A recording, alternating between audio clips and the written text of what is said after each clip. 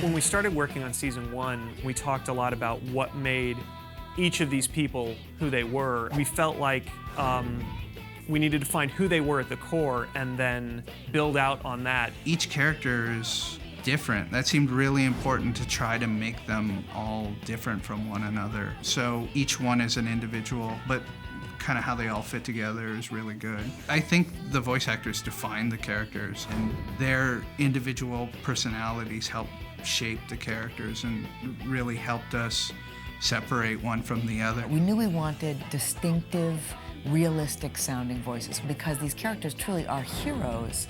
You wanted to get some sort of heroic quality as well. Titans, go! When we were talking about Robin, we were walking around this mall where we'd had lunch, and we saw these kids doing skateboard tricks. I realized all of a sudden, well, that's who Robin is, because there's a fearlessness about that. And when you blow that up to superheroic proportions, it's a kid who will jump off the roof of a building and figure out how to survive on the way down. One of the things that I think is so cool about Robin is he's the one Titan that doesn't have any superpowers. He's gotten to where he is just through like perseverance and training, and he's this martial arts master. So for the voice of Robin, we auditioned a gentleman named Scott Menville. It's got kind of a raspy quality to his voice. It's an identifiable voice. Titans, have you heard anything from Hotspot? I've lost his signal. It's pretty close to my voice. It's just I pitch it up to make him sound a little younger and kind of try to make him sound steely and a little cold.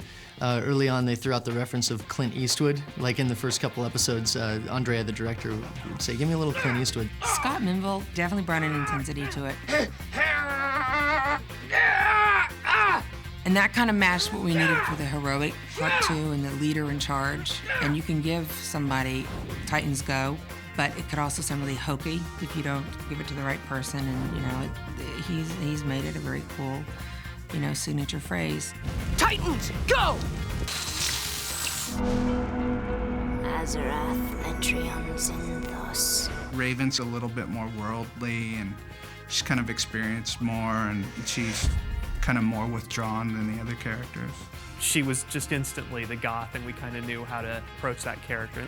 We needed a different kind of voice than the other gung-ho hero voices that we were looking for the rest of the cast. Initially, I just thought maybe she'd be cool and down here and dark and not your standard over-the-top animated performance.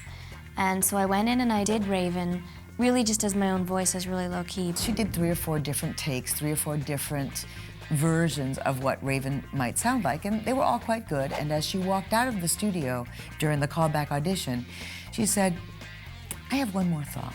I just had this idea that since she is part, you know, devil, that maybe there'd be some kind of odd texture to her voice. And I thought it'd kind of be cool if she had like a little bit of Zelda from Poltergeist in her. And I just started reading her with this, you know, unusual rasp that sort of rotates, as opposed to a boy rasp where, you know, if I'm doing a little boy, he's got a rasp here. She's got like a rolling rasp that's kind of strange and eerie, and that's what booked the part. The mirror you found is for meditation. It's a portal into my mind, not a toy! My bad. Beast Boy's kind of the class clown and the shape changer. He can be any animal he wants, but he's really insecure. Imagine being a little green 14-year-old kid in this world and how people would look at you. And so that right there, I connected with that because I've always been kind of like the outsider of everybody. So me and Beast Boy have that in common. For the voice of Beast Boy, Greg Sipes, he had a quality to his voice that I just loved. It was so innocent and so sort of free. Can you beat any fish in the sea? I don't think so.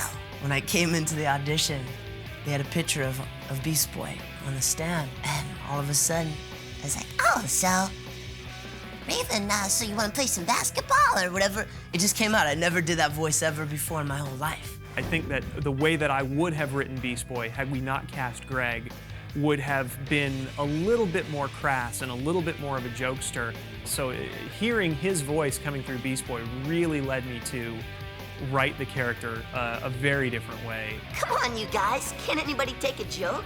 He'll never stop just being himself.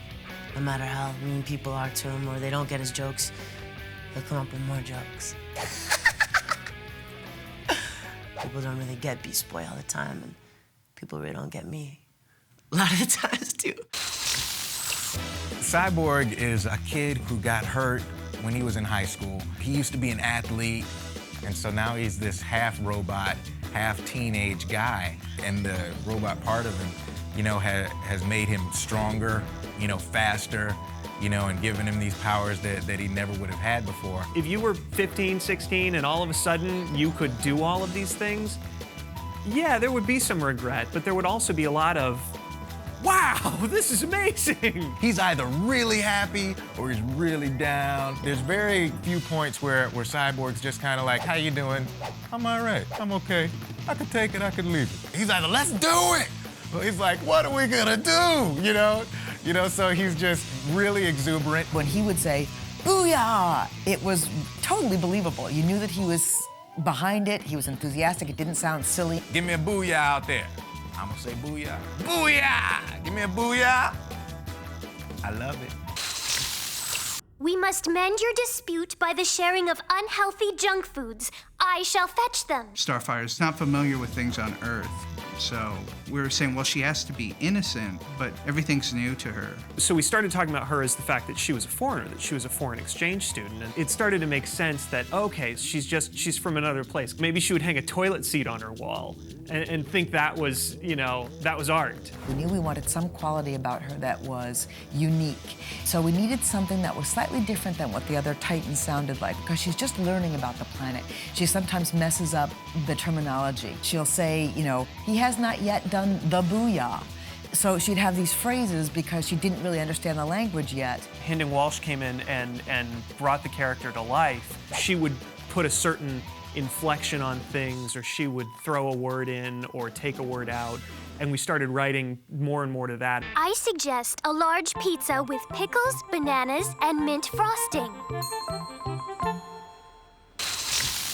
When all the Titans came together and we recorded the first episode, that's when we knew that it was really gonna work, because it was so much fun and all the different voices and all the different characters really worked together. The writers can't help but watch the interplay that takes place between the actors, between the characters, and then they feed upon that as they go on and write scripts from there. The actors have taken an active role in helping us determine who these people should be.